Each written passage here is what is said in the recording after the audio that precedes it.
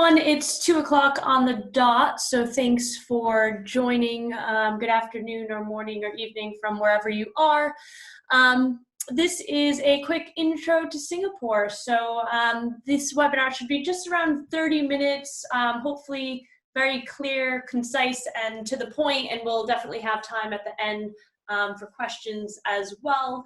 I think you have the ability to unmute your line, so if you do want to interrupt or type questions as they come to mind in the chat box, please do feel free. But without further ado, we'll just get right to it.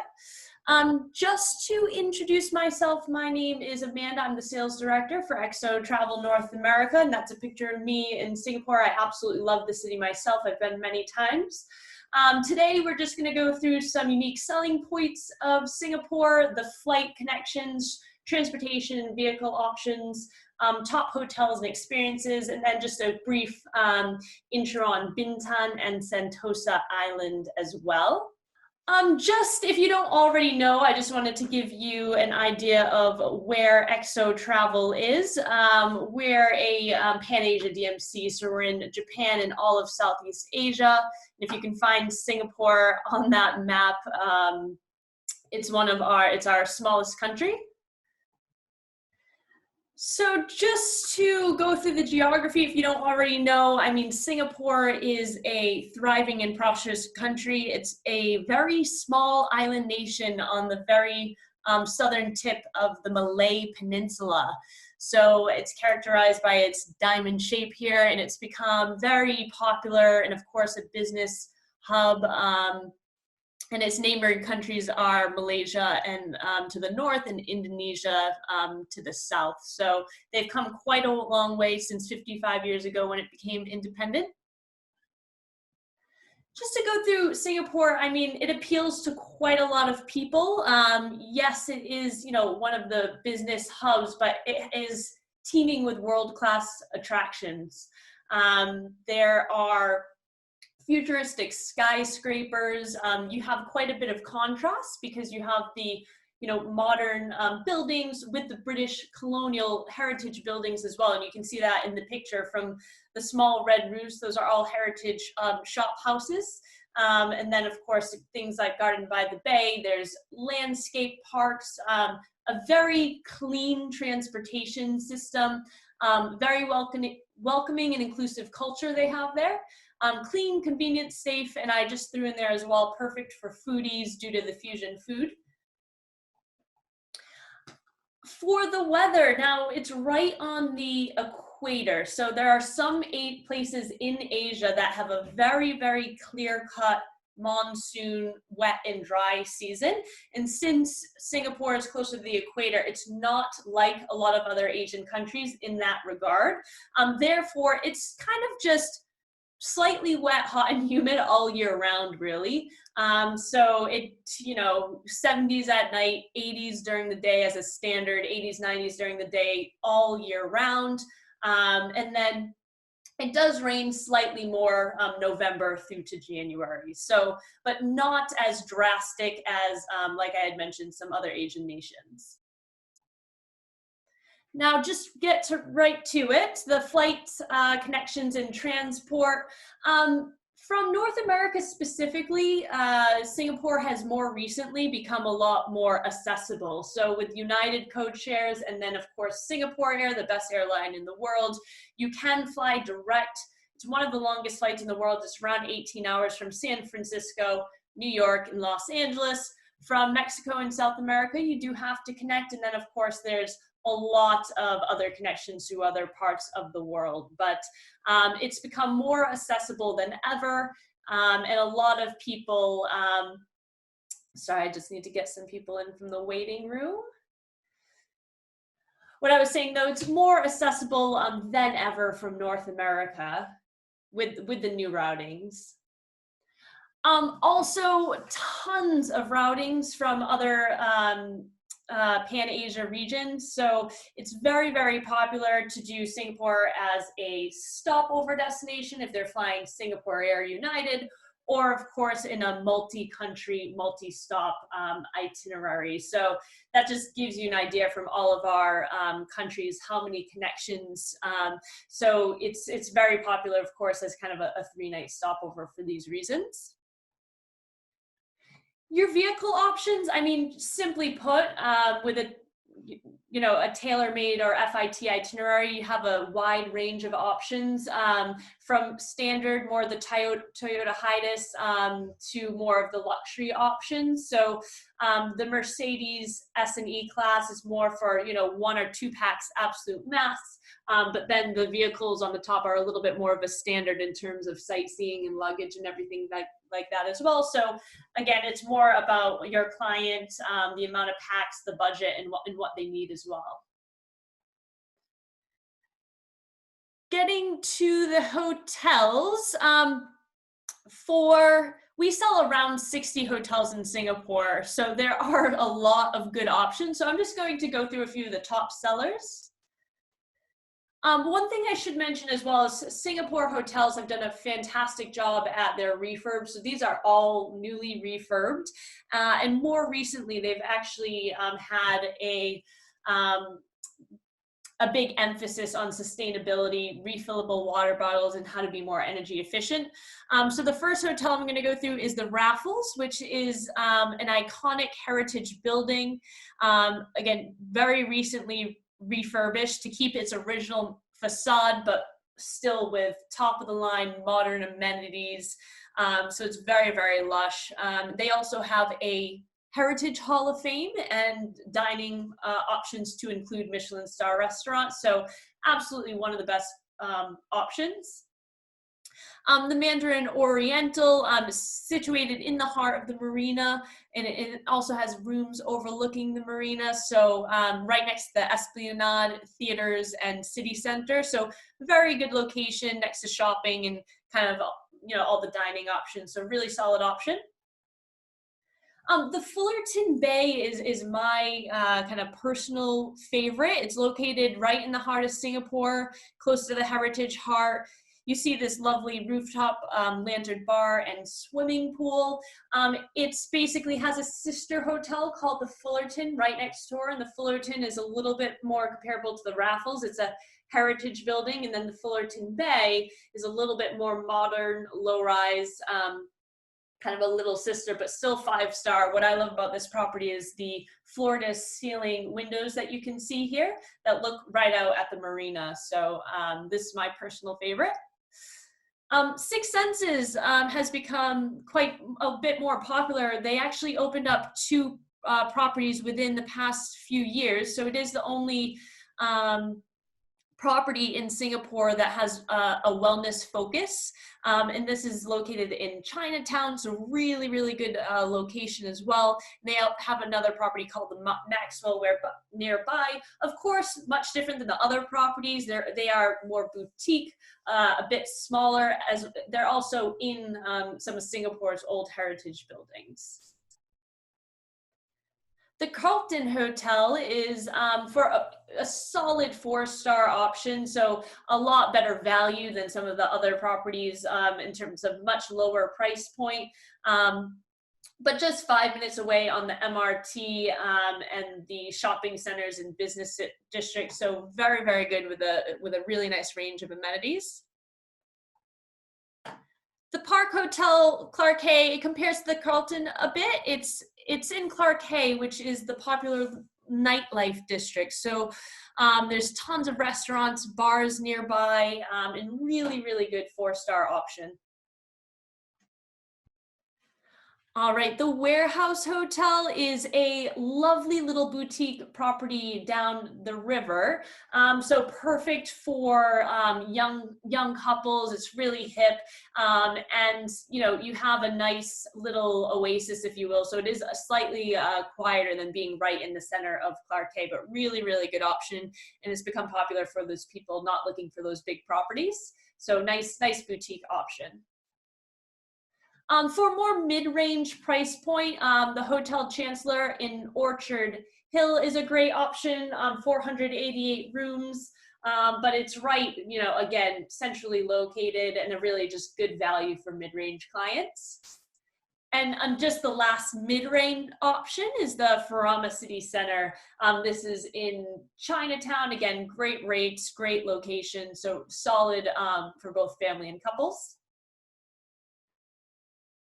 All right, going straight through to some of the top experiences.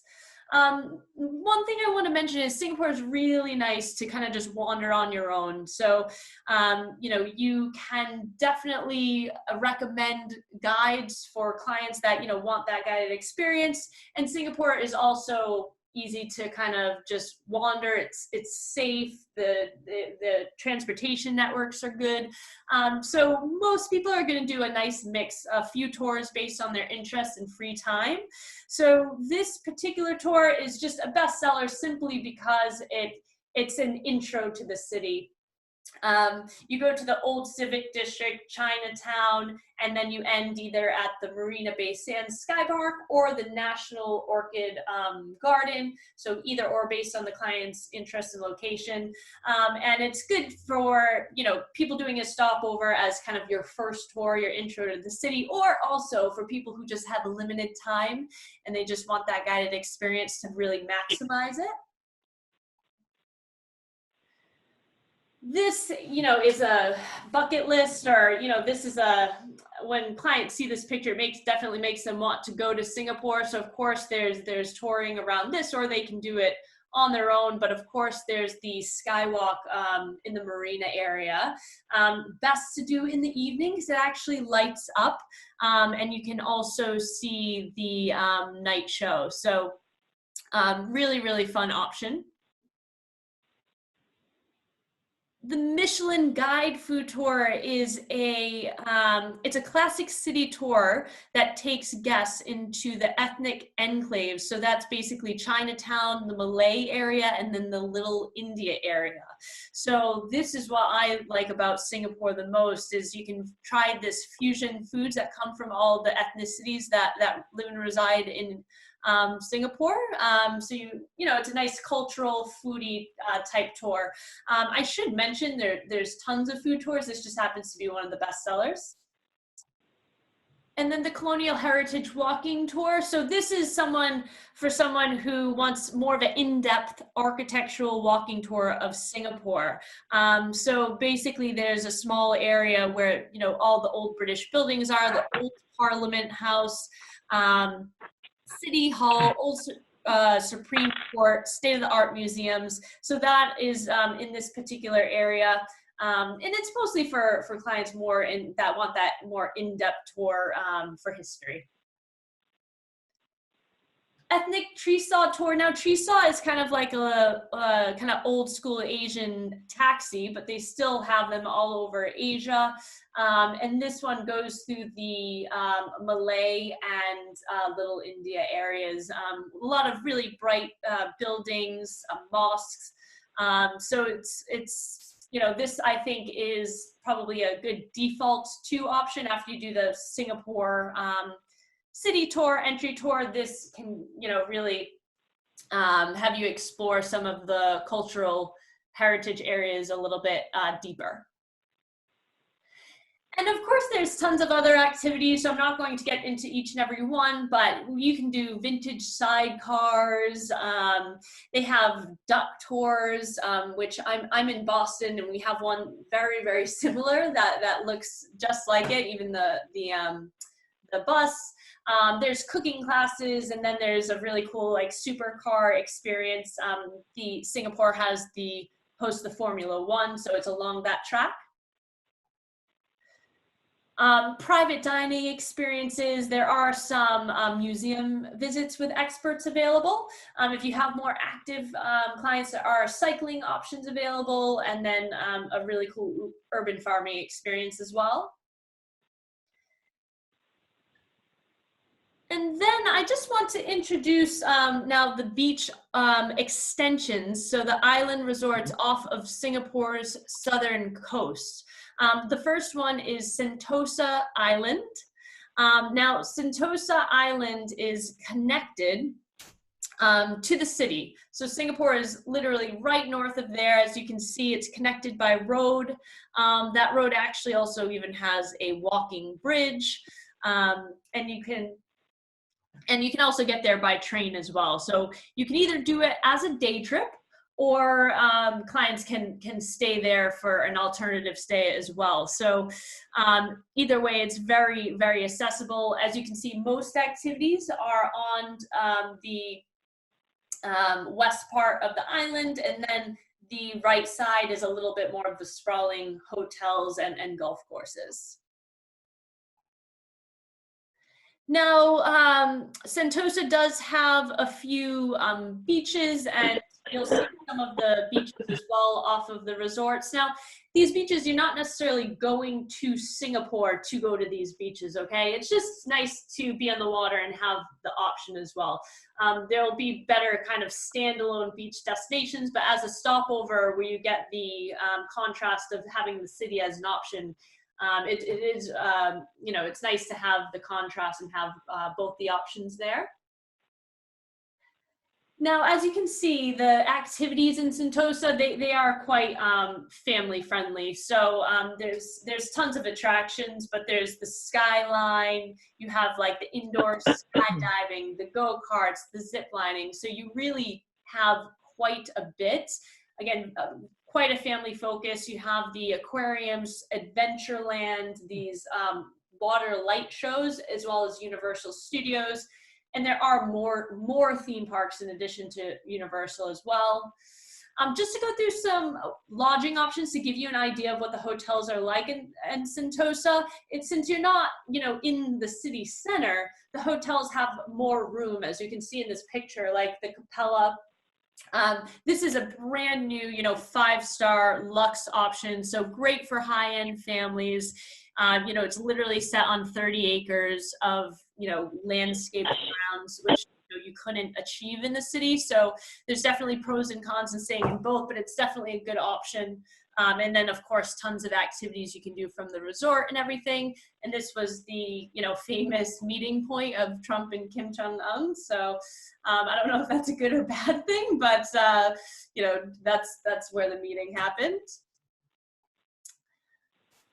Next option is Shangri-La and Sentosa. I would say good default family option because it does have, you know, a kids club and all of these things to do. So really good for 4 or 5-star families.